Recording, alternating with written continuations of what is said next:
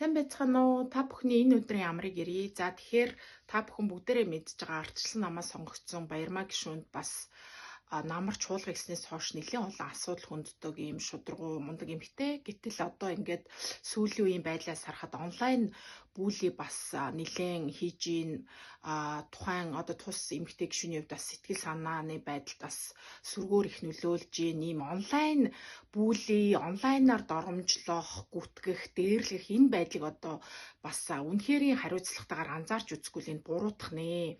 Намар ч гэсэн Баярмаа гишүүнтэй бит хоёрыг бас зүй бусаар гүтгэж одоо элд өвчнөд хамруулж доромжилсан хүний эрхийн комисс бит хоёрын өмнөөс цагдаад гомдол гаргасан гэсэн тэр үйл явц явж байгаа гэсэн. За хоёрдугаарт хамгийн гол нь юу вэ гэхээр Улсын их хурлын гишүүд бид бол ерөөсөө тийм тусдаа мундаг одоо онцгой гойд эрхтэй байхаар төрсэн хүмүүс бишээ. Зүгээр одоо Монгол улс их орон нийгмийнхаа төлөө өөрсдийнхөө мэдлэг оюун чадвар мэдээлэлээ одоо өөрсдийнхөө одоо чадамжид хувь нэмрийг оруулъя, төлөөлөе гэд зориг шулуудан гарсан ийм хүмүүс штэ. Тэгээ зарим нь сонгож ийн, зарим сонгохдохгүй. Бид бол сонгогдсон ийм улс төрчид юм байна.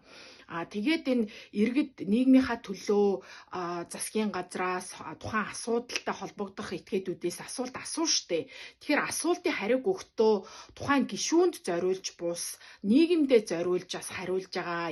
Тэр тус хувь гишүүний ард байгаа одоо хүмүүс, иргэн, бүлэг этгээдүүдэд зориулж бас хариулж байгаа гэдгээ бас бодохгүй бол хувь хүн хоорондын харилцаа юм шиг юм үүсэж гин.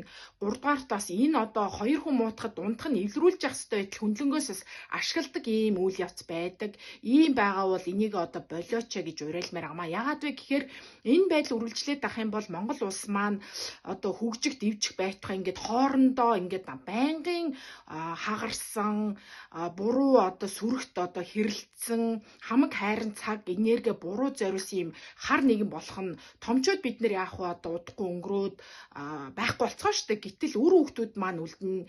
Ирээдүйн хойчтой сайхан эрүүл гэгээлэг оюун ухааныг дээдлсэн ийм хөгжил дэвшилтэй нийгмийг үлдээмээр байгаа шүү. Гишүүдийг ажлын нийлгээч, эр зориг нь битгий мохоогооч.